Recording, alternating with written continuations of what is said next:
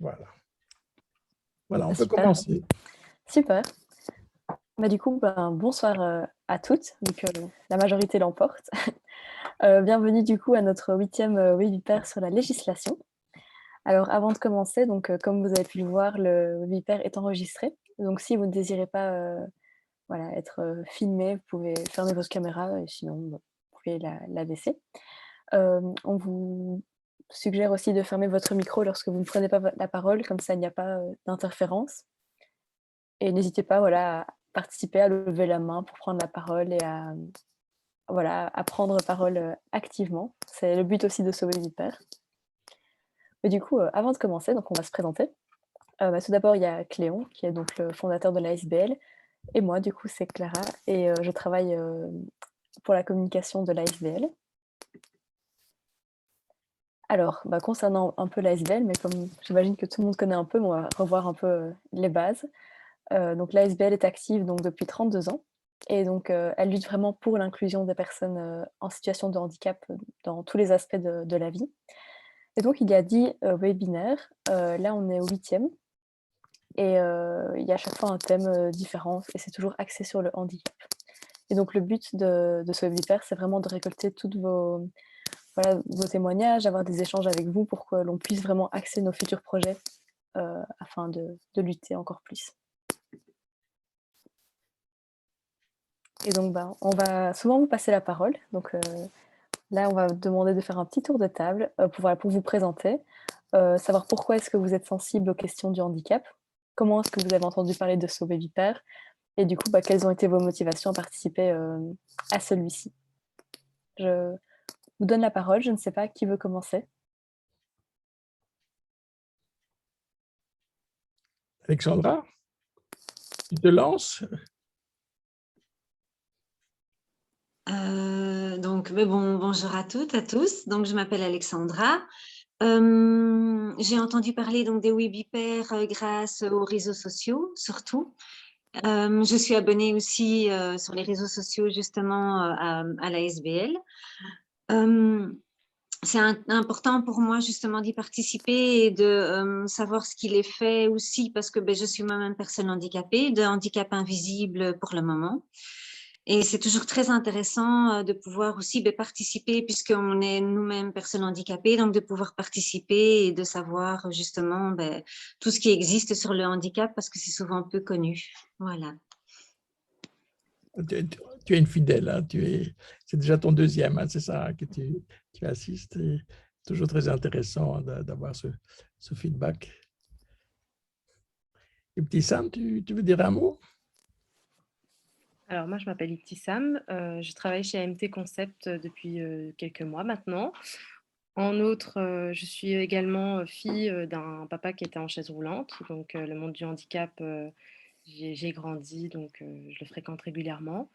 Comment j'ai entendu parler de Babypair en ligne, effectivement, donc grâce à la page Facebook d'Autonomia. Et puis les motivations sont plutôt personnelles pour apprendre davantage sur ce qui est fait à notre époque, parce qu'à l'époque, il n'y avait pas réellement beaucoup de choses ou très peu. Et donc là, ça bouge beaucoup et j'en apprends un peu tous les jours. Et donc ce Webipair est l'occasion aussi de voir un peu les acteurs locaux dans notre ville qui est Bruxelles. Super. Scarlett? Oui, merci Cléon. Donc, Scarlett Renoir, je travaille à Equal Brussels, qui est l'administration de l'égalité des chances pour la région de Bruxelles-Capitale. Et je connais le projet Webipair par Cléon, qui est un de nos partenaires favoris et un de nos principaux partenaires avec la SBL Autonomia. Et puis, enfin voilà, ça m'intéressait, j'ai vraiment entendu parler du thème de cet après-midi, ce matin. Et puis la législation, je trouve que c'est vraiment quelque chose d'important. Voilà, c'est un peu on repart toujours de là, c'est vraiment un enjeu important. Oui, j'oublie de préciser que chez Equal, je suis responsable des matières accessibilité et handicap, et donc je suis particulièrement sensibilisée à cette matière, à la fois sur le plan personnel et sur le plan professionnel. Donc voilà, je suis très contente d'être parmi vous. Mais oui, et je pense aussi, Scarlett, que allez, tu connais bien le monde de la législation, et puisque hein, c'est quand même, on tourne, on s'articule au-dessus, et je trouve que on pourrait peut-être avoir des échanges qui peuvent un peu aller plus loin, un peu approfondir. Surtout, on va parler, on va voir tout à l'heure, on va parler de Convention des Nations Unies, des rapports qu'on doit faire entre-temps, etc. Et je trouve que c'est assez intéressant de pouvoir un peu voir un peu les hiérarchisations, voir un peu ce qui est contraignant, ce qui n'est pas contraignant. Non, c'est intéressant. Oui, tout à fait. Et donc, pour me présenter aussi en dernier, et avec Clara, donc, ben voilà, moi je suis aussi fort intéressé de participer, pas comme organisateur, mais comme simple participant, parce que j'apprends chaque fois et c'est très intéressant. Et comme disait Clara, bah, ça nous enrichit pour notre action, ça nous, les témoignages qu'on a, bah, ça nous motive. Ben, ça nous donne des nouvelles pistes pour faire des articles, pour approfondir. Et je trouve que dans le monde des associations, il y a très peu des choses qui partent de la base. Hein, c'est souvent de haut en bas, mais ici, on a voulu faire le contraire, partir de la base. Et c'est vraiment très, très chouette. Et je remercie Scarlett qui nous a permis de lancer ce projet du bas vers le haut, quoi. Et voilà. Donc, c'est à ce titre-là que j'assisterai et je participe à ce webinaire, quoi. Super.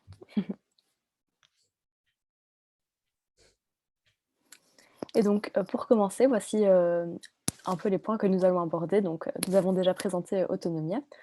On va faire une petite intro, un petit tour de table encore. On va parler de la loi d'un point de vue international, européen et national. Ensuite, nous allons vous repasser la parole avec vos expériences et quelques propositions d'opérateurs, donc de solutions, de choses déjà mises en place en fait concernant toute la législation. On va vous partager.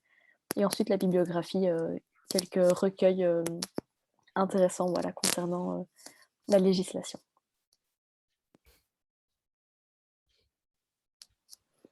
Tout d'abord, pour commencer, si on revient aux bases, déjà sur le site internet d'Autonomia, nous avons un filtre législation. Donc, si vous cliquez dessus et vous cochez ici Belgique, vous aurez voilà, tout ça qui concerne l'actualité, les vidéos, les liens, les livres, etc. sur la législation en Belgique aussi. Donc, voilà. Ensuite, on avait envie de commencer avec on aime toujours commencer avec une petite situation sympa, une petite vidéo ou un petit cas. Et là, du coup, c'est l'histoire d'un cas un peu tragicomique. Et c'est vraiment un retournement de situation de personnes accusées. Donc, c'était en 2021. Donc, il y a des personnes handicapées qui ont manifesté dans des gares et dans des aéroports à Toulouse, en France. Et donc, elles ont été condamnées par la justice parce que voilà, ils ont bloqué l'accès, etc., des voies, des pistes d'atterrissage. Sauf que le problème, c'est que quand elles ont voulu aller au tribunal de Toulouse, elles n'ont pas pu y accéder parce qu'il n'était pas accessible en fait pour les personnes en chaise roulante.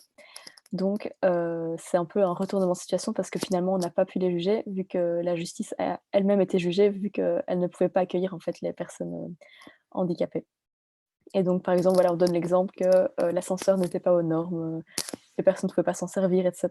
Donc, voilà, finalement, cette petite situation a permis de mettre un peu, de mettre au jour un peu des difficultés et des problèmes finalement, voilà, d'infrastructure. Ils ont été condamnés, hein, malgré ça, Clara. Hein.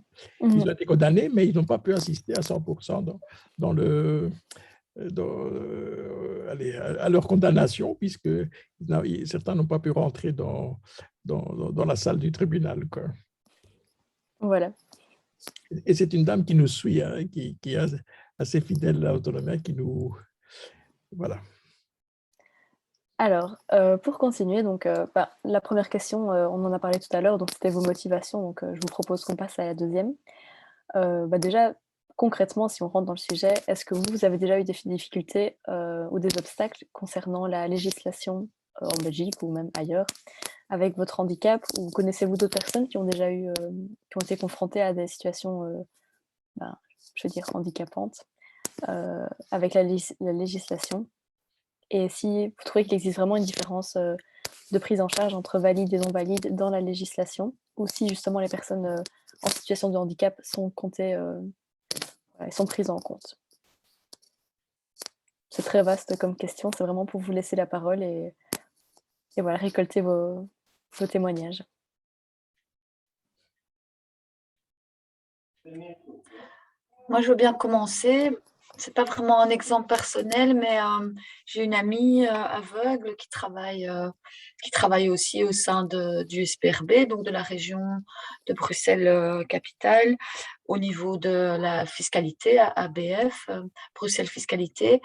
Et je me souviens qu'il y a quelque temps, elle avait postulé, avant de travailler là, elle avait postulé, parce que l'emploi, c'est vrai que c'est une des thématiques aussi vraiment, je veux dire, où il y a des gros enjeux aussi pour quand on voit le taux de représentation des personnes en situation de handicap dans les chiffres du chômage et inversement dans le monde actif. Ça pose quand même beaucoup de questions. Et donc, il y a cette législation qui existe sur le fait qu'à compétence égale, une personne en situation de handicap devrait, dans une procédure de recrutement, bénéficier, devrait passer devant une personne à compétence égale qui est donc jugée pour le même poste. La personne en situation de handicap devrait avoir l'avantage dans cette liste. Et je n'ai pas les détails vraiment qui posaient problème dans le cas de cette législation, mais on en avait discuté et en fait, c'était assez effarant de se rendre compte que cette législation n'était pas appliquée, pas du tout, et que en fait, ça restait complètement une espèce de coquille vide, en fait, que les gens, c'était au niveau de la COCOF, si mon souvenir est bon, n'étaient pas tellement au courant, ne savaient pas très bien ce qu'ils devaient faire avec cette législation, concrètement, ne savaient pas vraiment comment l'appliquer, et finalement, elle n'était pas appliquée du tout, il n'y avait vraiment pas de recours. Et c'est vrai que quand on est dans une procédure comme ça, c'est aussi problématique de faire un recours contre les personnes qui sont censées vous engager, parce qu'après, même si le recours il est gagné, je veux dire, ça la fout mal pour commencer un boulot. Vous êtes plus vraiment vous sentez. Donc je me souviens, on a beaucoup discuté et je trouvais ça vraiment, je suis pas comme Cléon disait, je suis pas du tout une spécialiste de la législation, mais c'était quand même assez perturbant de se rendre compte qu'en fait cette législation, elle n'était pas du tout claire, elle était pas, il y avait vraiment une confusion à ce niveau-là et que du coup, elle n'était pas effective en fait. Et voilà, moi, ça m'a vraiment posé question. Je sais que cette amie, elle a essayé d'avoir des éclaircissements, mais au final, voilà, elle n'a pas eu le poste, elle n'a pas pu faire valoir ses droits. Et je trouve que c'est assez problématique. Non, c'est super intéressant, surtout sachant qu'il y a normalement déjà une législation qui les protège finalement. Oui, c'est quand même assez peu fréquent dans le domaine, qu'il y ait vraiment une loi comme ça qui existe par rapport à cette volonté d'augmenter la représentation des personnes en situation de handicap. Il y a beaucoup de domaines, malheureusement, au sein de la région, dans les compétences régionales, où il n'y a pas de contraintes, il n'y a pas d'obligations. Donc là, il y en a une et en fait, c'est même pas encore suffisant parce qu'il n'y a pas de contrôle, il n'y a pas d'explication, il n'y a pas de sensibilisation non plus des employeurs. Donc, en fait, voilà, ça reste un peu lettre morte. C'est très dommage. Oui, totalement. Tu me fais penser à mes débuts professionnels, Scarlett, où j'avais postulé au CPS comme comptable de Saint-Pierre. Et donc, ils avaient mis une annonce comptable. Il se fait que j'ai un diplôme de comptable, j'ai une formation de comptable. Donc, j'ai postulé. Bon, j'ai l'impression, ça date d'il y a une quarantaine d'années maintenant. Hein. Ils n'avaient pas vu beaucoup de personnes qui postulent en fauteuil roulant. un grand malaise dès qu'ils m'ont vu rentrer dans la salle des candidatures, etc. Je voyais des chuchotements, ça ne va jamais aller, c'est pas accessible, il faudrait changer tout le bureau, etc. Bref, je n'ai pas eu le poste, ils m'ont pas retenu. Et j'ai vécu exactement l'exemple que tu viens de dire, Scarlett, parce que je connaissais la législation, l'employeur qui refuse, puisqu'en Belgique, il n'y a pas de quota, sauf pour les services publics. Et donc, contrairement en France, où il y a les entreprises privées qui ont aussi des quotas et aussi des obligations d'engager. Bref, il était passible de 6 mois de prison, l'employeur, enfin et comme tu dis, ben, je leur ai quand même fait savoir que je n'allais pas porter plainte, mais que quand même, il risquait la législation, sur base de la législation, peut-être pour le suivant, parce que j'étais un peu comme toi, comme tu viens de dire, j'aurais été mal à l'aise de les mettre, qu'ils m'engagent uniquement parce que, pas pour mes compétences, mais uniquement parce qu'il y a une obligation et qu'après, bon, ça aurait été un peu, entre guillemets, l'enfer.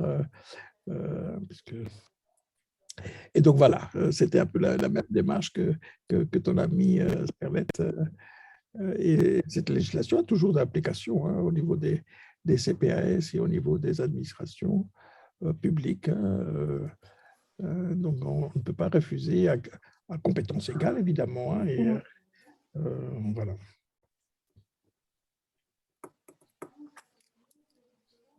Est-ce que les autres personnes, vous avez des choses à témoigner ou des histoires auxquelles ça vous fait penser? Oui, si je peux commencer. Il y a plusieurs choses, notamment moi ce qui m'embête évidemment le plus, c'est le fameux statut cohabitant et l'accès au logement. Donc le statut cohabitant, c'est assez... Parce que quand on est personne handicapée et qu'on vit, par exemple moi je vis chez ma maman, avec le statut cohabitant, on n'a pas droit à avoir une aide familiale et ménagère. Donc c'est un petit peu compliqué parce que j'en ai besoin au quotidien. Donc, mais la législation fait que justement, ben, on ne peut pas et donc c'est contraignant. Dans l'emploi, ça assure justement ben, un petit peu. J'avais été engagée il y a quelques années, en 2018, par la commune, une certaine commune de Bruxelles, je ne vais pas la citer, pour donner à manger dans une école communale à des enfants sur le temps de midi. Donc, c'était quand même assez soft, c'était pas mal, c'était un petit travail et qui me permettait d'avoir un petit complément à ma reconnaissance de handicap. Et à peine sur le temps du trajet, le temps que je rentre chez moi, la dame me téléphone pour me dire sans aucune raison qu'on ne peut plus m'engager, qu'elle ne veut pas m'engager, sans raison, sans rien du tout.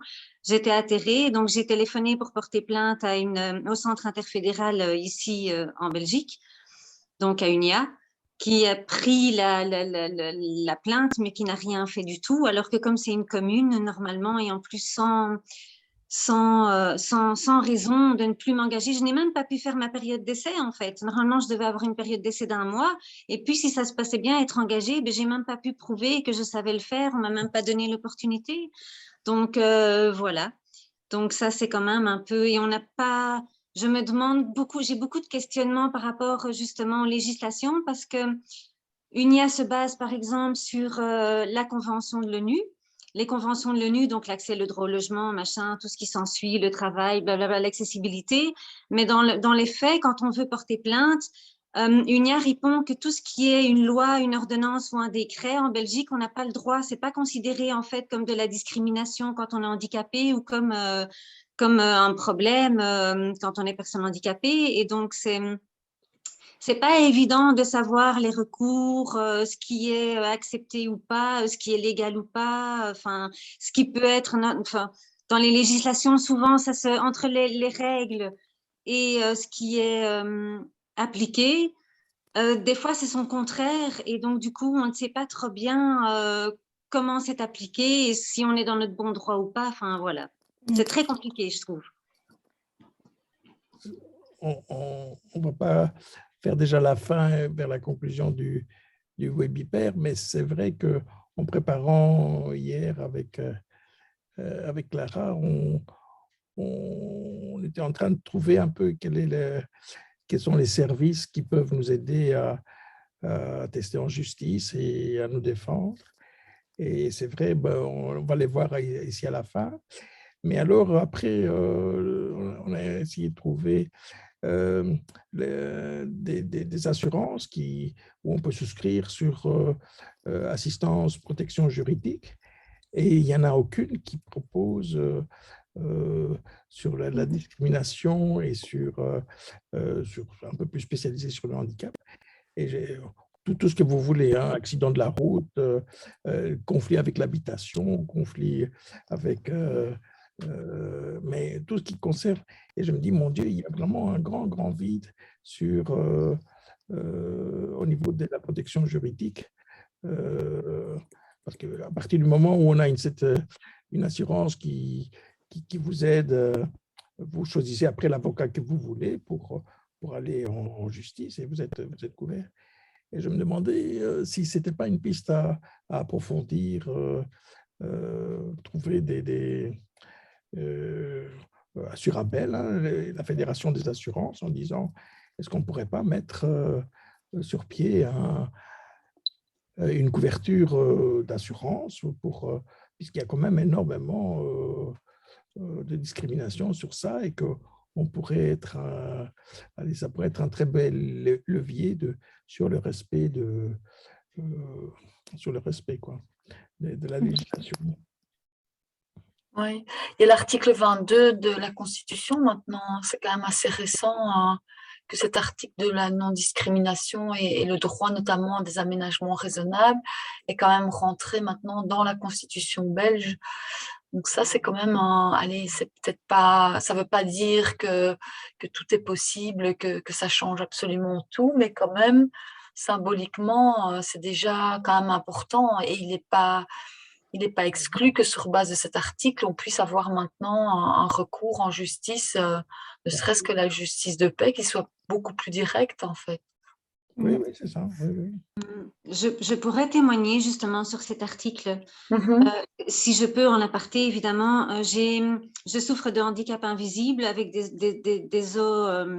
Je ne peux pas tomber, par exemple, parce que j'ai l'ostéoporose sévère et je souffre d'atrophie musculaire, donc je ne tiens pas bien sur mes jambes. Et j'ai voulu créer pour les transports en commun, de temps en temps, quand on prend les transports en commun, à la STIP, on n'a pas forcément l'opportunité de pouvoir s'asseoir et j'ai voulu appeler la STIP plusieurs fois pour créer la carte priorité place assise. Et donc, j'ai téléphoné à UNIA et donc, pour moi, ça fait partie des aménagements raisonnables parce que je risque de me retrouver paralysée carrément si jamais je tombe. J'ai déjà demandé plusieurs fois, par exemple, ma place, demander de prendre la place et de pouvoir m'asseoir, mais comme je souffre de handicap invisible, je dois prouver que je suis handicapée, j'ai affaire à des insultes et des choses comme ça. Enfin bon, soit on ne me croit pas. Et donc, j'ai téléphoné à UNIA en disant c'est un aménagement raisonnable, donc je pourrais porter plainte parce que pour moi, mais aussi pour les autres, pour que cette carte nous donne la priorité et nous donne quelque chose de légitime pour demander notre place dans les transports en commun. Et UNIA a dit non, on ne peut rien faire. Donc, là aussi, je me demande si justement cet article 22 ter, je crois, sert réellement à quelque chose. J'ai plein d'interrogations là-dessus et on n'a pas forcément les réponses. Donc, c'est le flou total. Ce n'est qu'un levier, hein. Ce n'est qu'un moyen, mais après, il faut pouvoir l'utiliser et bien l'utiliser pour justement... oui. Pardon, Alexandra, vous avez fait, pardon Cléon de t'interrompre, vous avez fait ce recours, enfin cette demande auprès d'UNIA, c'était quand? Oui, c'était l'année passée. Donc l'article 22 ter était déjà d'application. Oui. Et ils vous ont dit pourquoi c'était pas possible? Moi, ça m'étonne en fait quand même comme réponse. Parce que pour eux, ce n'est pas considéré comme des aménagements raisonnables, tout simplement. Ça devrait servir à toute la communauté. Et donc, j'ai beau dire que justement, ça pourrait aider beaucoup de personnes qui rentrent dans ce cas-là.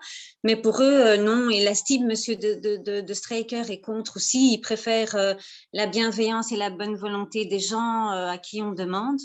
Mais voilà, et UNIA, non, on ne sait rien faire du tout. Rien.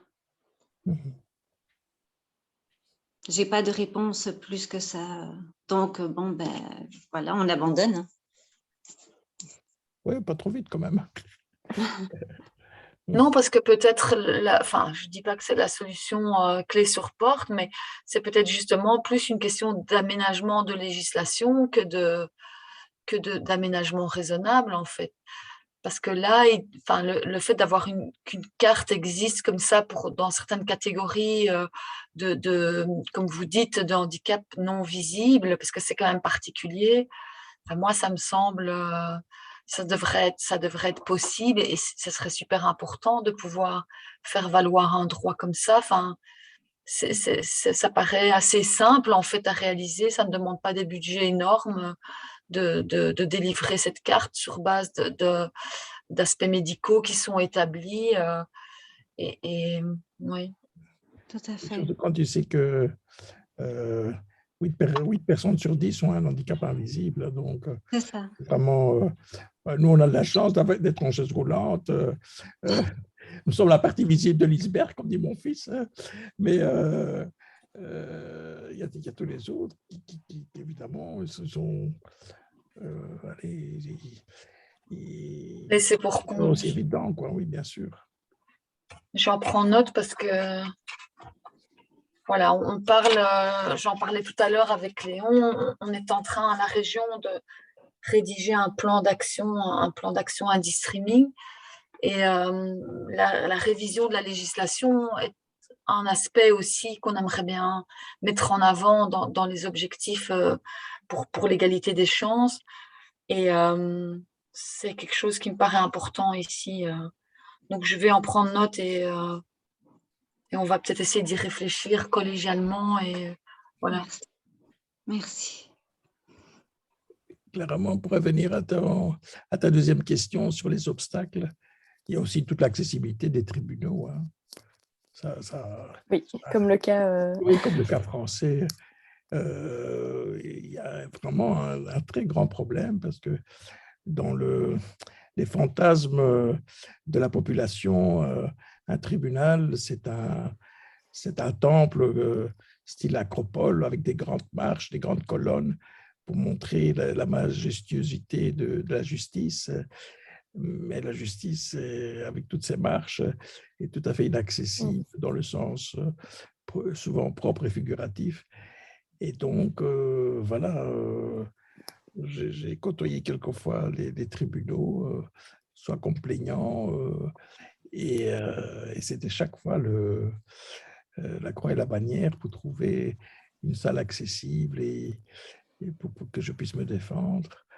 Voilà. Je le note aussi. Et peut-être, Scarlett, on pourrait faire, parce qu'au niveau du national, c'est Karine Lallieu qui est responsable des bâtiments publics, hein, notamment Bénédicte aussi. Et donc, les tribunaux et les palais de justice, etc., c'est souvent de sa compétence. Donc, on pourrait peut-être faire une note au niveau région bruxelloise en disant c'est pas normal que comme les maisons communales, les PMR n'ont pas accès à ce droit de citoyen, puisque pouvoir se défendre et pouvoir aller en justice en cas de prévenir. Oui, bien sûr, c'est un droit de base. Et dans le plan d'action national, il ne mentionne pas du tout, je n'ai plus en tête, il y avait quand même 40 ou 50, une cinquantaine d'actions qui étaient proposées. Cet aspect-là ne figurait pas du tout. Non, par contre, que ce soit au niveau du Quatup ou que ce soit au niveau du RRU, les tribunaux et les bâtiments de justice bien sûr, doivent correspondre à l'accessibilité, mais l'éternel problème, ce sont des bâtiments existants. Oui, Et donc, on ne peut pas, oui, bien comme il n'y a sûr. pas de travaux, on est toujours à l'extérieur, quoi. Mais ça, on envisage aussi dans le plan d'action anti-streaming, je reviens toujours à ça, mais avec le CAWAB, donc, qui est chargé de l'accompagnement de ce plan, il a été évoqué, il faut voir comment on peut réaliser cette mesure, parce que le problème n'est pas de faire des modifications législatives en soi, ça ne demande pas de budget, il suffit de s'adresser à des avocats et de voir comment on peut mettre ça, je vais dire, en musique dans la législation, par un arrêté, à une ordonnance notamment, mais c'est évidemment de pouvoir après suivre ça, parce que comme tu sais, Cléon, nous, au niveau de l'égalité des chances, on n'est pas très nombreux, je suis toute seule à m'occuper des matières handicap accessibilité, et par exemple, en parlant de l'accessibilité des bâtiments déjà existants, notamment, c'est vrai que la justice, ce n'est pas une compétence régionale, mais qu'il faudrait attirer l'attention. Mais de manière générale, une volonté aussi, c'est d'inscrire un peu comme ça existe en communauté française, notamment, qu'est-ce que je dis, dans la région wallonne notamment, le fait il y a des bureaux d'accessibilité, des experts qui sont reconnus et qu'on pourrait très bien imaginer que pour même des bâtiments existants, il y ait une certaine obligation quand c'est des bâtiments publics, d'accessibilité et qu'il y ait une obligation de s'adresser à un certain nombre de bureaux d'expertise en accessibilité pour au moins à faire des aménagements justement raisonnables et qui seraient voilà, qui ne demanderaient pas de complètement détruire un bâtiment, mais qui seraient par exemple l'installation d'une rampe, des choses comme ça, qui peuvent quand même déjà faciliter les choses.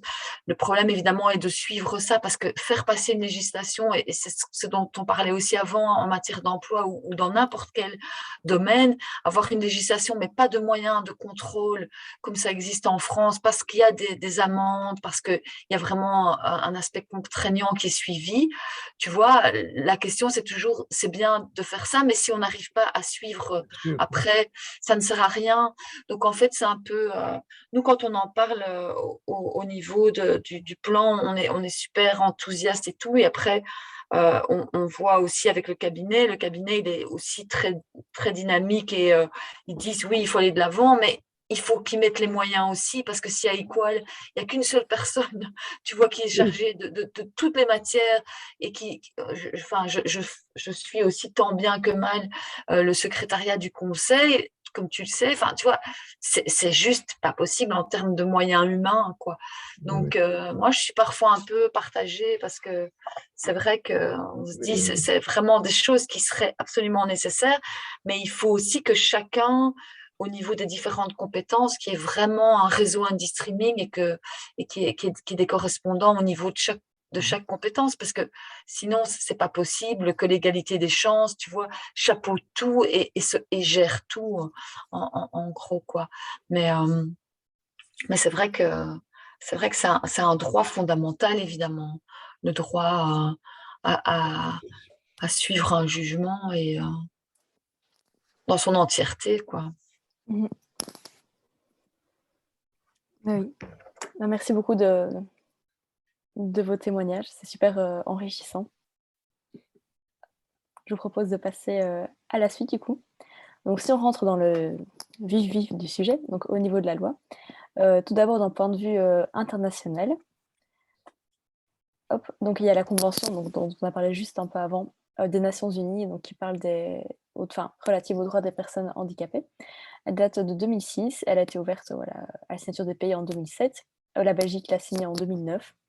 Et donc, dans cette convention, il y a une nouvelle définition qui considère que la personne handicapée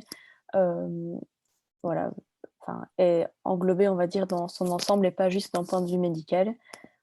Et donc, c'est pour ça qu'on parle aussi d'obstacles dus à l'organisation de la société et à son environnement. Donc, ici, il y a un petit passage. Donc là, Par personne handicapée, on entend des personnes qui présentent des incapacités physiques, mentales, intellectuelles ou sensorielles, durables, dont l'interaction avec diverses barrières peut faire obstacle à leur pleine et effective participation à la société sur la base de l'égalité avec les autres.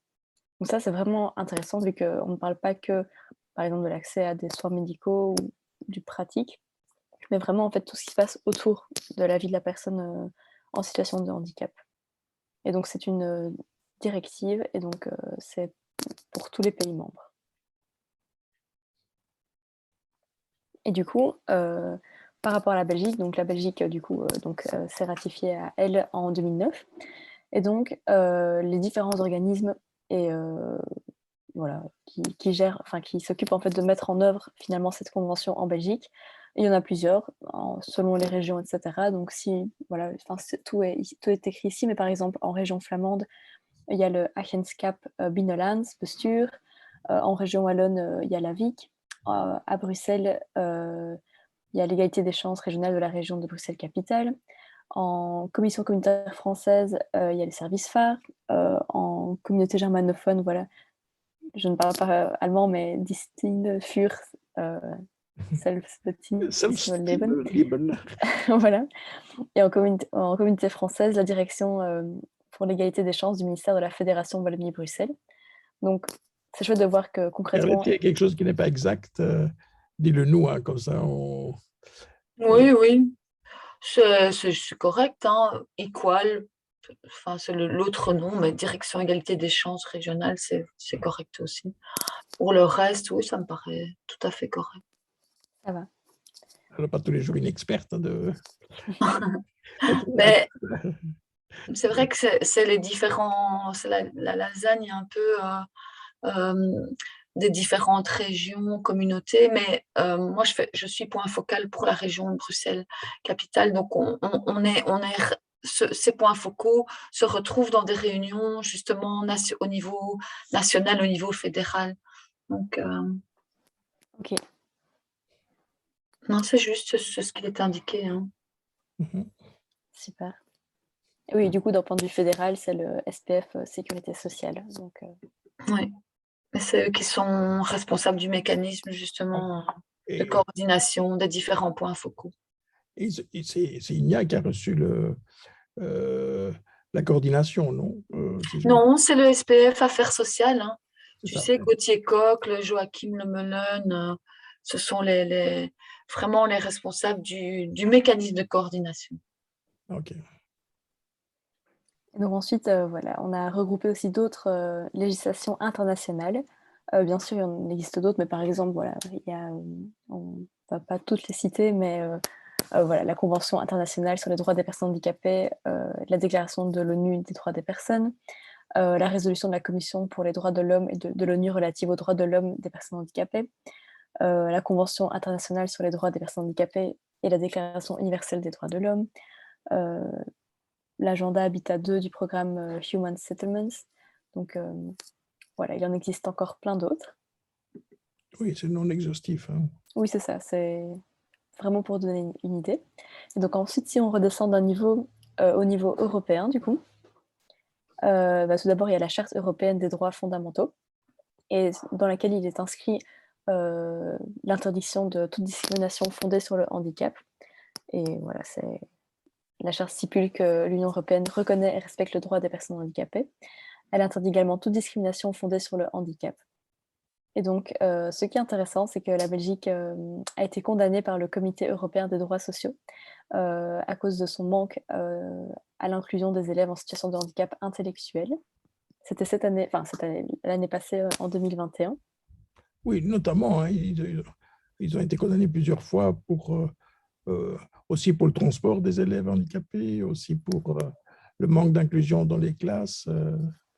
Il y a eu plusieurs condamnations. Hein.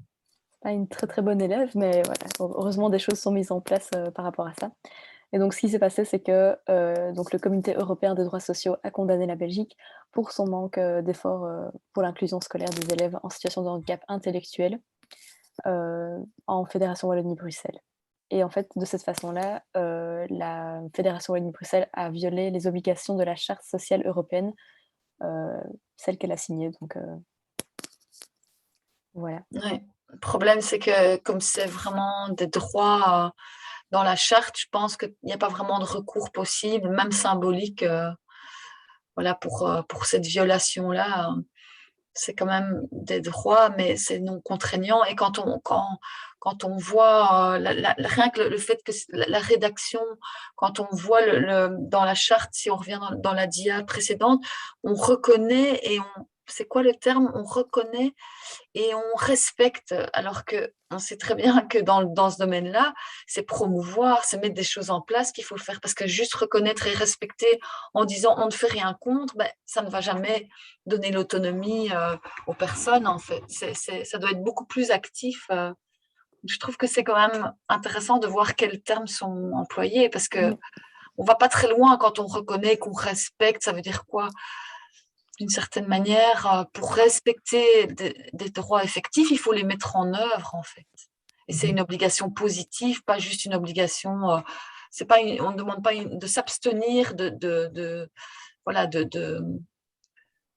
ou d'entraver les droits, mais plutôt de les mettre vraiment en œuvre, quoi. Mais j'ai l'impression quand même que ça a quand même fait bouger le cocotier, parce que n'est pas plus tard que il y a 15 jours, on a eu le Webipère éducation, et on a vu quand même que suite à cette condamnation, en juin de cette année-ci, il y a eu quand même, en 2021, il y a eu quand même des propositions pour un enseignement plus inclusif, etc. Mais comme tu dis, Scarlett, pas assez loin, et c'est des petits pas très tièdes. Oui, Et mais c'est déjà ça, hein, c'est sûr. ouais. C'est sûr que voilà, c'est wall of shame, être déjà stigmatisé et symboliquement, c'est important et ça peut déjà effectivement faire changer les choses. Mais c'est pas évident, hein, cette question.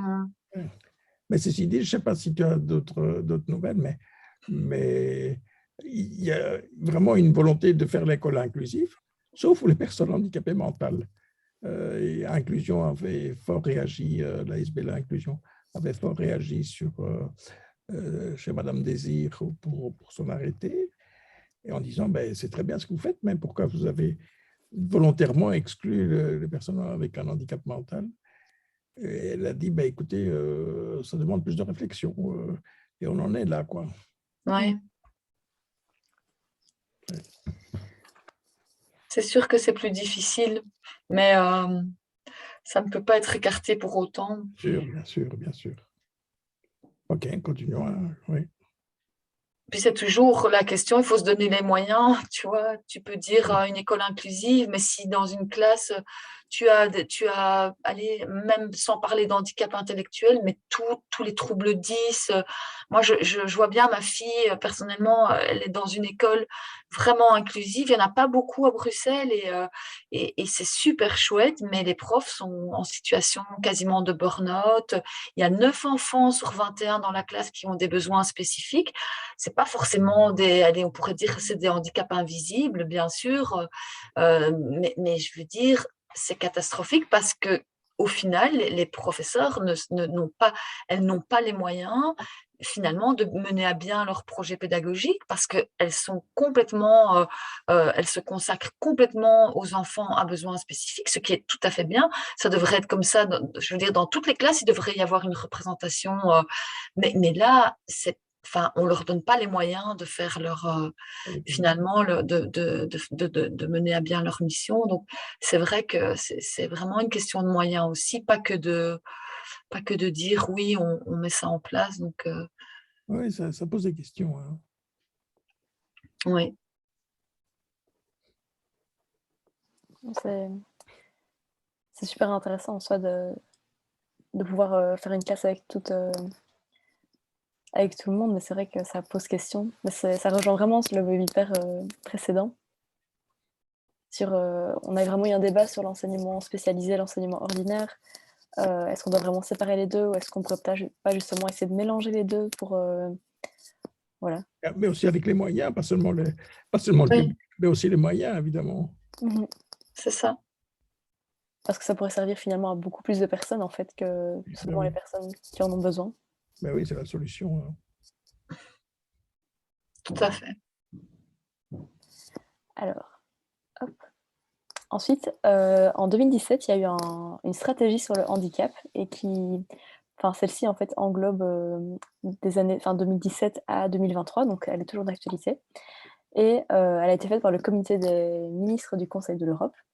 Et donc en fait, leur objectif, c'est, avec un texte qui s'appelle « Le droit de l'homme, une réalité pour tous », c'est voilà, la réalisation de l'égalité, de la dignité et de l'égalité des chances pour les personnes handicapées. Et donc leurs objectifs principaux était de garantir l'indépendance, la liberté de choix, la participation pleine et active à tous les domaines de la vie de la société, y compris le fait de vivre dans la communauté. Et donc c'était vraiment pour les personnes handicapées qui vivent dans les 47 États membres du Conseil de l'Europe et dans la société finalement globale. Et donc ça englobe également les institutions nationales des droits de l'homme, des organismes chargés de l'égalité, des institutions du médiateur, des prestataires de services et de la société civile. Donc c'est intéressant de voir finalement que toujours actuellement, il y a une stratégie mise en place. Et donc si on continue d'un point de vue européen, il y a des législations contraignantes et non contraignantes. Et donc dans les contraignantes en Europe, voilà, il y a ici une liste non exhaustive, donc elle est bien sûr encore à compléter. Mais voilà, il y a le traité d'Amsterdam, il y a des directives européennes 2000, 2001, 2004, voilà, par exemple du Parlement européen et du Conseil, relatives à la coordination des procédures de passation des marchés publics de travaux, de fournitures et de services. Hop. Et dans tout ce qui est instruments juridiques non contraignants en Europe également, on peut retrouver la déclaration de Saint-Pétersbourg, donc améliorer la qualité de vie des personnes handicapées en Europe, participation pour tous, innovation, efficacité, ou encore la résolution du Parlement européen portant sur la protection sociale et l'inclusion sociale. Donc, il y a encore une page, si je me rappelle bien, voilà. Il y a encore plein d'autres choses, donc la déclaration de Malaga, progresser vers la pleine participation en tant que citoyen, la charte sociale européenne, le plan d'action européen 2004-2010, la charte sur l'accès aux services et aux infrastructures de transport, ou encore la charte européenne des droits du piéton et les règles pour l'égalisation des chances.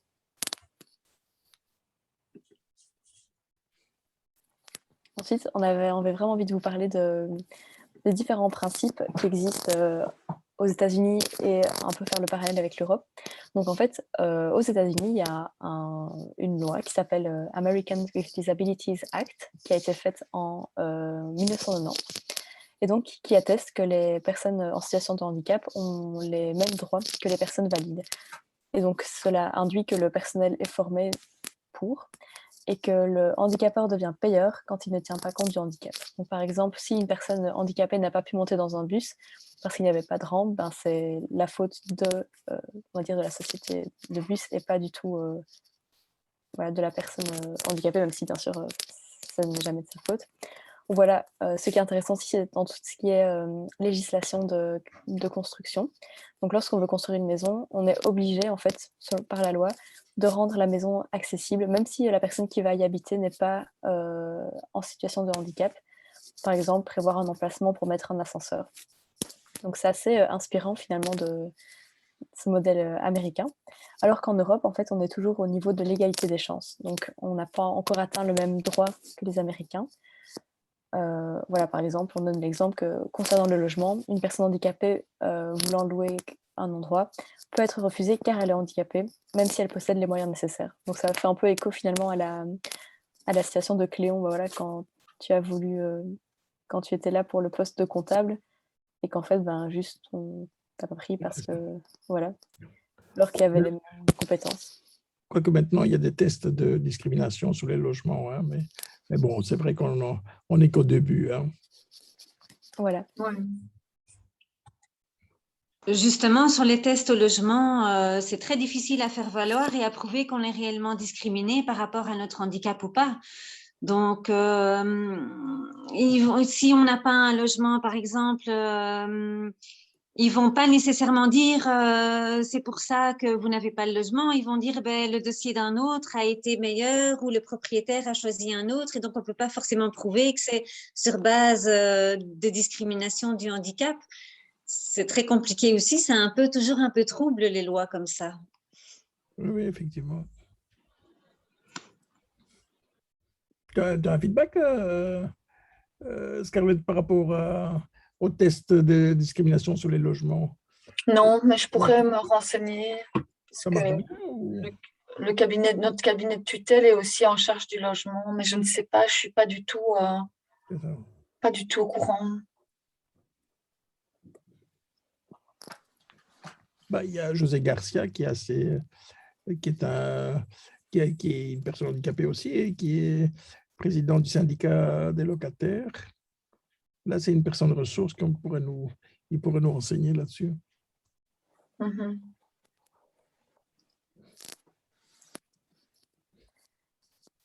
Alors, nous allons continuer vers la Belgique, du coup. Hop, on arrive vers nous. Donc, en Belgique, concrètement, dans la législation, il y a la Constitution belge, il y a la loi du 10 mai 2007, qui remplace celle de 2003, qui tend à lutter contre certaines formes de discrimination.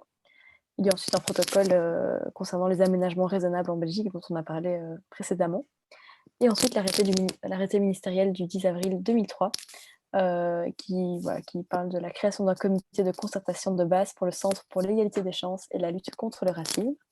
C'est UNIA, ça. Hein? C'est UNIA, c'est la constitution de UNIA. Hein? Ok, d'accord. Et donc, d'un point de vue régional, donc, les premiers points parlent vraiment de Bruxelles-Capitale. Donc, quelles sont les législations qui sont actives en fait et qui ont été créées à Bruxelles. Voilà, par exemple, l'ordonnance du 22 novembre 1990 qui parle de l'organisation de transports en commun dans la région de Bruxelles-Capitale.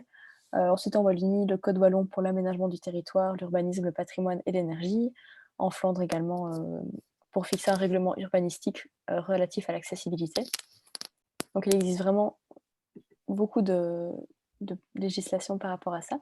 Et du coup, je pense que Scarlett, tu en as parlé tout à l'heure, mais le CAWAB, en fait, voilà, c'est un de leurs objectifs, en fait, c'est de mener en justice des actions contre voilà, des choses qu'ils considèrent comme discriminantes pour les personnes en situation de handicap. Et là, voilà, on vous donne l'exemple des scan-cars qui ne prennent pas en compte en fait, les cartes de stationnement des personnes en situation de handicap. Donc, celles-ci vont recevoir une amende parce qu'elles sont restées trop longtemps je sais pas, à une place. Alors qu'en fait, grâce à la carte de stationnement, elles ont le droit de rester plus. Et donc, ils ont été en justice en fait, contre les scan-cars pour essayer de trouver une solution par rapport à cela. Ensuite, on avait envie de vous parler du standstill ou de l'effet cliquet. Donc, en fait, c'est une notion qui dit que lorsqu'on donne des droits à quelqu'un ou des aides sociales, etc., on n'a pas le droit de les retirer. Donc, sauf, bien sûr, s'il y a une procédure spéciale, etc. Donc, le but de ça, c'est de vraiment de mieux protéger les droits d'une personne en limitant les possibilités de recul. Donc, c'est assez intéressant comme concept. Ici, ces deux exemples qu'on a voulu présenter, c'était surtout pour dire que c'est vrai que c'est lourd, mais il faut y aller, hein, et pas seulement à titre personnel, mais surtout à titre symbolique, parce que c'est comme ça qu'on crée des jurisprudences, et c'est comme ça qu'on maintient les droits. Par exemple, le CAWAP qui, avec son action à l'heure actuelle sur les cartes de stationnement, et je pense qu'il y a que c'est maintenant hein, les premières auditions. Je ne sais pas s'il y en a déjà eu une qui est passée ou pas, mais ça a le mérite justement de dire il y a toute une frange de population qui est exclue et qu'en créant de nouvelles législations, on leur enlève des droits acquis.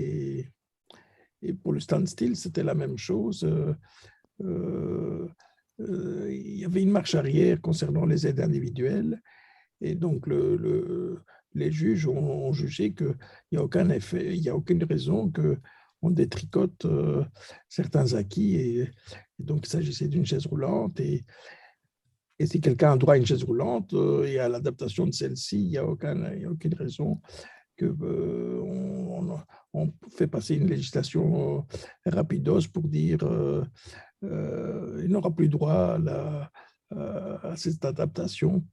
Et donc, les textes de loi ont été cassés, quoi. C'est assez intéressant. Mais il faut évidemment aller en justice. Et c'est vrai que ce n'est pas c'est pas donné à tout le monde d'avoir cette force et aussi les moyens financiers parce que bon, aller en justice, c'est pas gratuit, hein. Oui, bien sûr.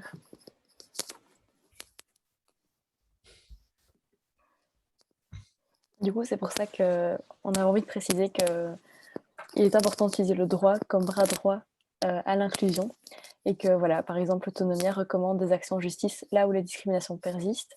Donc, voilà, comme dit Cléon, même si c'est lourd et c'est conséquent, ça vaut comme la peine d'y aller parce que ça peut juste ouvrir la voie en fait à d'autres actions. Et donc, voilà, il se tape que les bureaux d'avocats se spécialisent en défense des personnes en situation de handicap.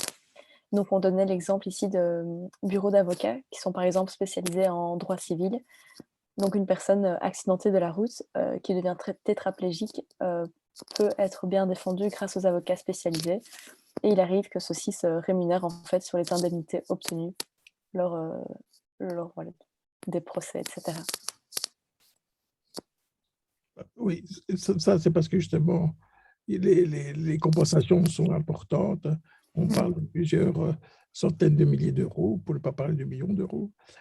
Mais bon, ici, pour les scalcars ou pour les remboursements de voiturettes, etc., c'est d'autres choses. Et donc, c'est pour ça que ça serait intéressant de pouvoir réfléchir sur des protections juridiques spéciales discrimination, spéciales. Allez, depuis 2-3 jours qu'on prépare le Webipair. C'est peut-être une piste à défendre avec les assureurs.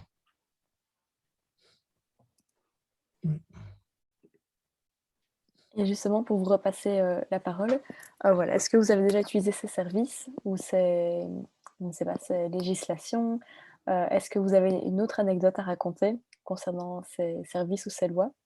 Ou voilà, encore des attitudes validistes à partager, c'est toujours un espace bienveillant où on peut en parler.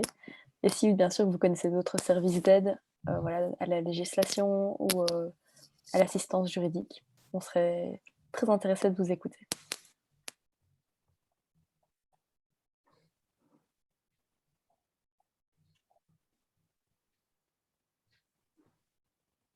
Ah oui, voilà. Je peux prendre la parole. Bien sûr. Moi, question, anecdote, c'est entremêlé. Donc, je pose la question parce que je voudrais savoir, donc par exemple, certaines personnes doivent être cotées en fonction de leur pourcentage de handicap pour avoir une aide à domicile à un certain nombre outre les AVJ bien sûr, un certain nombre de jours ou de prestations, si je ne me trompe pas. Et parfois, j'ai l'impression que le pourcentage n'est pas bien évalué parce que j'ai une personne qui est justement dans ce cas-là et donc il lui restait quelques pourcentages avant d'avoir ce service. Donc, est-ce que la législation ne pourrait pas effectivement revoir ce pourcentage pour avoir ce service d'aide à domicile parce que Tu parles c'est de quelques... pourcentage de handicap ou tu parles de quoi? Tu parles de... Oui, en fait, donc je pense que c'était par rapport à l'autonomie de la personne. Donc, Excusez-moi. il n'y a pas de souci. C'est un quota d'autonomie quotidien. Donc, la personne, elle peut encore manger toute seule. Et donc, rien que ce petit critère lui permet pas d'avoir cette aide sociale qui pourtant est vitale.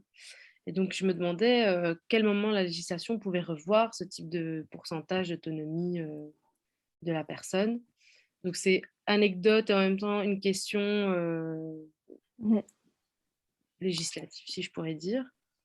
Et voilà, c'était principalement à ce niveau-là. Après, je ne sais pas, la législation, ça reprend tellement d'aspects, donc que ce soit logement ou bâtiment ou autre, c'est tellement large. Oui, c'est très vaste. Très large, oui. Merci pour votre écoute. Merci.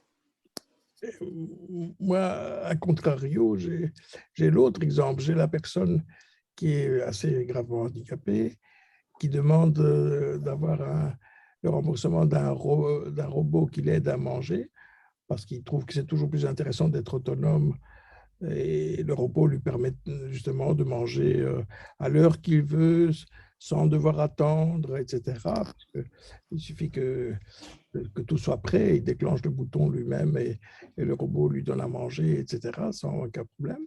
Mais l'administration a jugé que, étant donné qu'il est trop handicapé, euh, il vaut mieux qu'il soit aidé par une personne. Alors, il ne paye pas la personne, mais il ne lui paye pas non plus le robot. Donc, c'est dans l'autre sens, quoi, tu vois. On est vraiment parfois dans des aberrations qui Ouais. sont parfois uniquement dues à des problèmes budgétaires. Hein. L'administration n'a pas l'argent, donc ils inventent des règles un peu, parfois qui sont absurdes. Moi, par exemple, j'avais demandé, à titre personnel, j'avais demandé une aide pour pouvoir m'habiller et ils trouvaient que c'était superflu, c'était pas indispensable de s'habiller. Alors, je les ai tournés en dérision devant le juge. Le juge il s'est drôlement marré parce que je leur ai dit, bah, ça doit sentir chez vous, hein, parce que avant de m'habiller, je me lave, donc pour pouvoir me laver, je dois me déshabiller. Donc, si pour vous, ce n'est pas indispensable, ça doit bien sentir dans votre bureau. Le juge, il les a tournés aussi en bourrique. Ils ont perdu le procès, évidemment, mais voilà. Quoi. Ça pourrait être drôle si ce n'était pas Oui, oui, mais oui, mais oui. cette espèce de paternalisme aussi hein, Oui, qu'on retrouve dans beaucoup de situations. C'est vraiment la médicalisation du truc que vous êtes en situation de handicap, donc vous ne savez pas, comme si ce n'était pas la personne elle-même qui savait le mieux exactement ce dont elle a besoin. C'est fou, quoi. Hein. On infantilise les gens, finalement. Oui, oui, c'est des situations de validistes comme ça Oui. qui...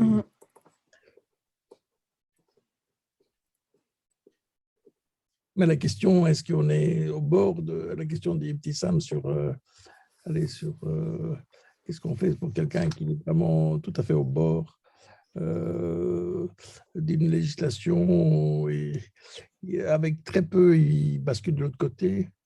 C'est l'éternel problème à partir du moment où tu mets un critère, quoi.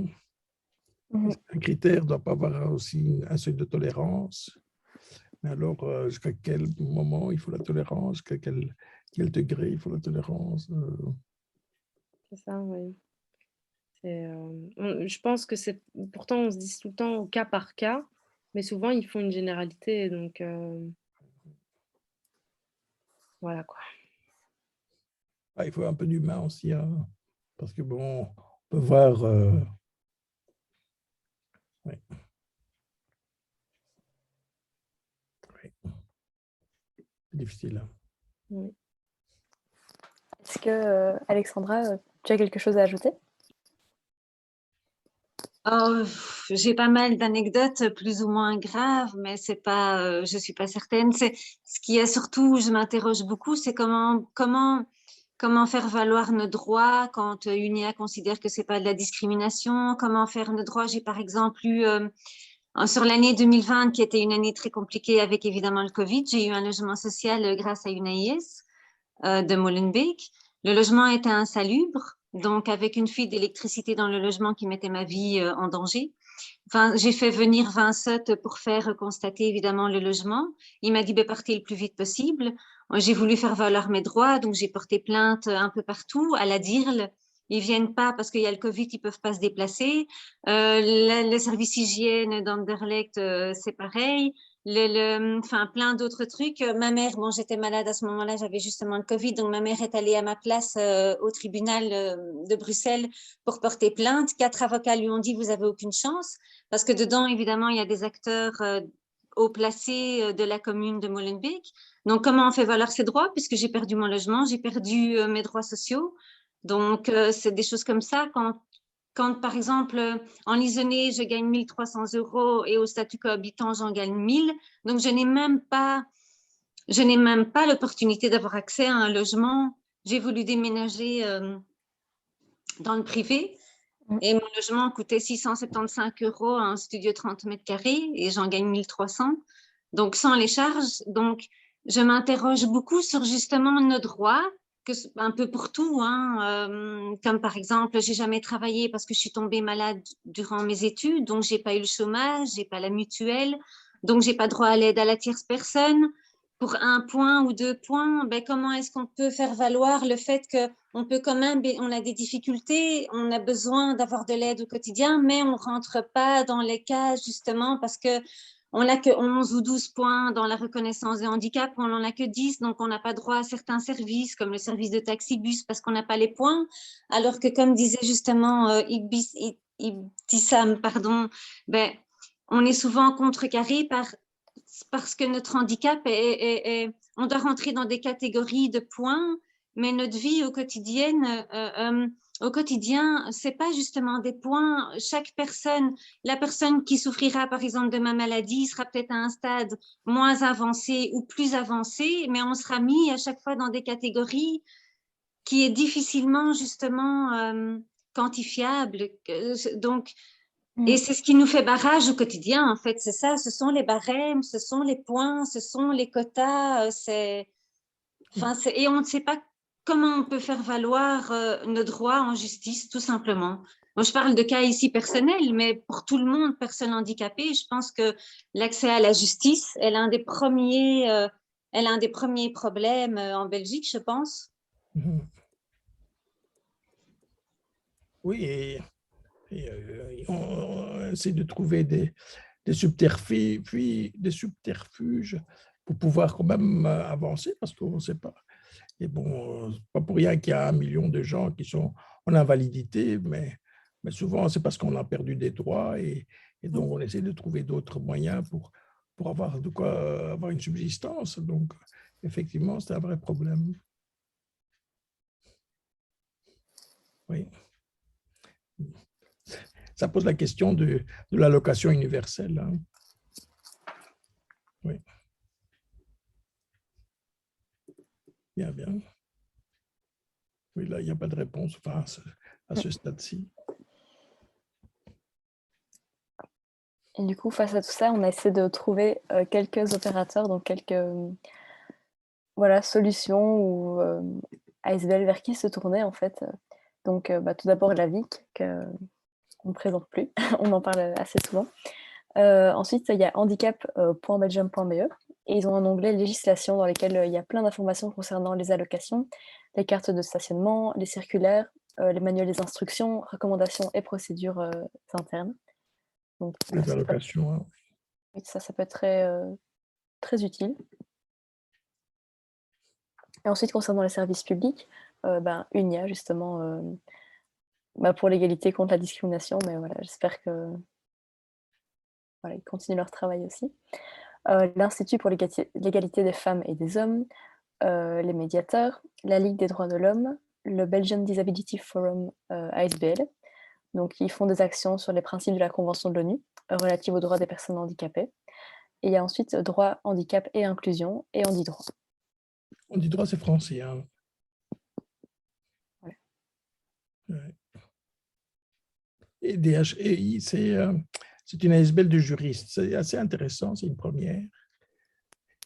C'est une association de juristes qui commence et ça a le mérite d'exister.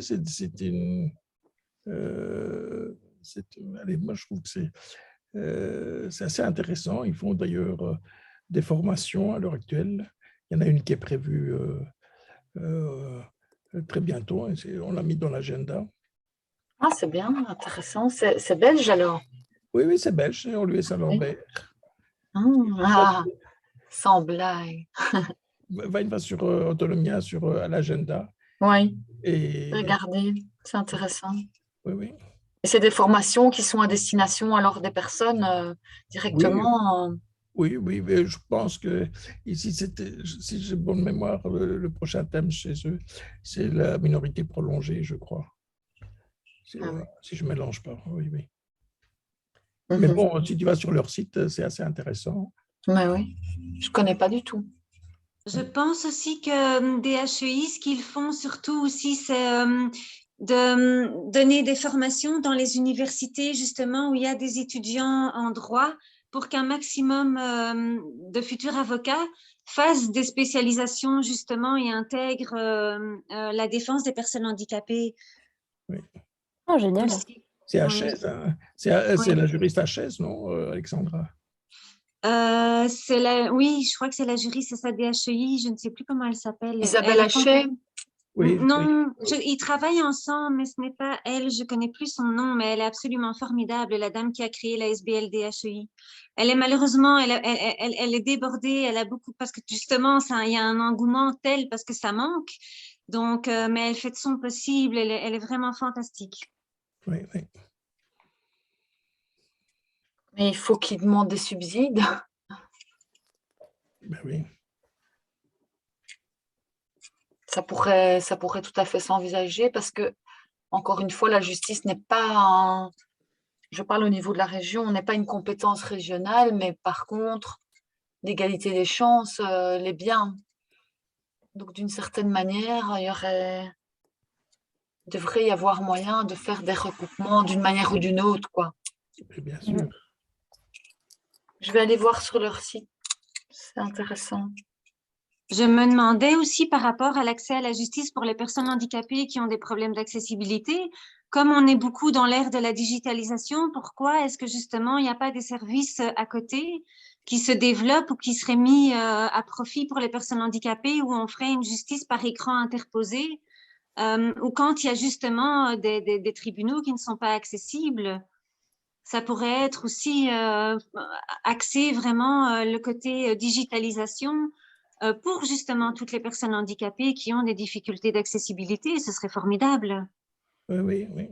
Mais dans ce exemple de bonne pratique, je pense qu'il y a une des premières, que maintenant, par exemple, tu peux porter plainte directement de ton ordinateur. Il y a je ne sais plus pour quel type d'infraction, mais certaines, et d'ailleurs ça a explosé parce que c'est tellement facile que les gens,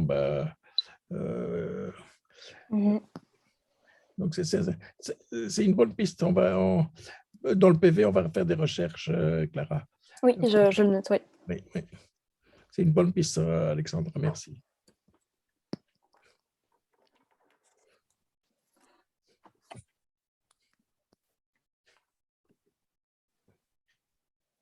Et du coup, aussi sur notre site, sur notre site internet, nous avons en anglais service d'assistance juridique. Voilà, il est sur le côté gauche. Et dans lequel voilà, vous trouverez certaines législations, articles. Par exemple, les 2 articles ici parlent des avocats prodéo. Comme ça, vous aurez des informations dessus. Voilà, comment se faire accompagner par un expert du droit pour avoir des réponses personnalisées, etc., à nos questions. Pour trouver une solution juridique juste à chacune de nos problématiques. Donc cet onglet peut aussi peut-être être utile pour... bien sûr, on est encore toujours en train d'alimenter, donc c'est des choses qui évoluent à chaque fois, mais il y a déjà des informations dessus.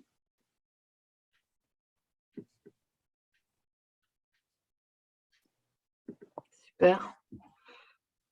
Et du coup, vous trouverez aussi également sur le site, dans l'onglet à lire, donc dans les bibliographies, si vous cochez la catégorie législation, nous avons regroupé voilà,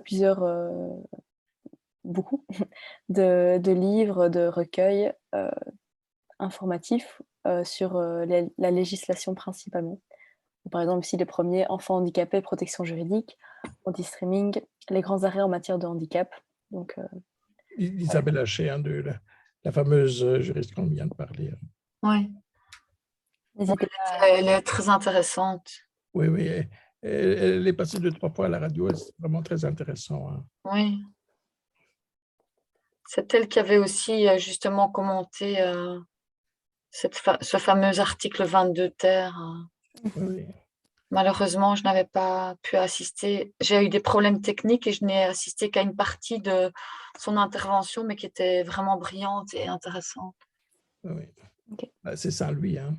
Oui, Oui, ils sont droits de l'homme, ils sont bien.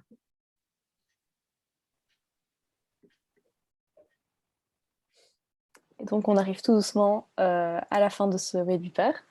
Donc, tout d'abord, merci à toutes de votre présence. C'était très intéressant, très enrichissant de pouvoir échanger. J'ai l'impression qu'il y a vraiment beaucoup de choses qui se sont dites. J'ai pris note comme je pouvais. C'était très, très chouette. Et donc voilà, par exemple, ici sur cette slide, différentes options pour nous soutenir, donc en devenant autonomiste, en rediffusant nos contenus sur les réseaux sociaux, en témoignant et en parlant de nous autour de vous. Ensuite, donc à la fin de vous recevrez dans les jours qui suivent un mail en fait avec voilà, le PowerPoint ici qu'on a parcouru ensemble, ainsi que le lien de l'article qui regroupe un peu voilà, tout ce dont on a parlé. Je vais faire un résumé de tout ça. Et du lien de la conférence aussi YouTube en ligne. Comme ça, si vous avez envie de réécouter certains passages, voilà, vous pourrez. Donc vraiment, merci, parce que c'est grâce à des témoignages comme aujourd'hui qu'on peut vraiment axer d'autres actions en fait, de l'ASBL. Donc voilà, merci de votre implication et de votre présence surtout. Donc on vous dit à très vite. Le prochain, c'est emploi. Je te l'ai dit juste avant, on a oublié de corriger. Oui. Ah oui, c'est vrai. Oh. Mais du coup, voilà, c'est sur l'emploi, donc dans 2 semaines. Donc si ça vous intéresse, vous êtes les bienvenus. Et alors aussi, peut-être dire, Clara, qu'avec le PV et avec les liens pour de la vidéo, etc., il y aura aussi un formulaire d'évaluation. Comme ça, allez, on a un feedback, qu'est-ce qui est bien, qu'est-ce qu'on peut améliorer. Comme ça, c'est intéressant d'avoir un peu ce que vous pensez un peu du travail qui est fait, quoi. Comme ça, on peut... Elle l'a dit, hein. Elle l'a dit, Cléon, tu n'as pas suivi. Ah, pardon.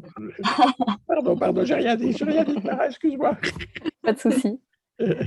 Déjà qu'on te met dans le groupe des interlocutrices, pauvre Cléon. Merci à toutes. En tout cas, un grand merci, c'est vraiment super intéressant et moi, je suis très contente de pouvoir avoir les slides parce que contrairement à ce que tu disais, je ne connaissais quand même pas tous ces instruments, contraignants ou non, mais c'est quand même intéressant parce que, voilà, déjà en avoir connaissance, c'est déjà le début. Bien sûr. On a peut-être commencé historiquement par les premiers, on aurait dû commencer par les derniers qui sont les plus proches. On s'est dit que les derniers sont plus faciles à avoir, quoi, tu vois. C'est un peu par l'histoire. Oui, oui. Voilà. Non, mais merci en tout cas pour toute la préparation et pour les témoignages. Oui. Merci Alexandra et à Ibtissam. Merci à vous, c'était super enrichissant. J'ai appris plein de choses. Je pense que c'était le but pour tout le monde aujourd'hui. Merci beaucoup. Merci à vous aussi. Merci. Ouais. Merci beaucoup. Merci à tous. Merci. À très bientôt. Hein. Bonne fin de journée. Bonne soirée. Oui. Merci. Au revoir. Au revoir. Ciao, ciao.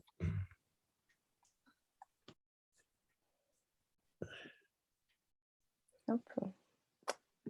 Voilà, je pense qu'on peut arrêter l'enregistrement.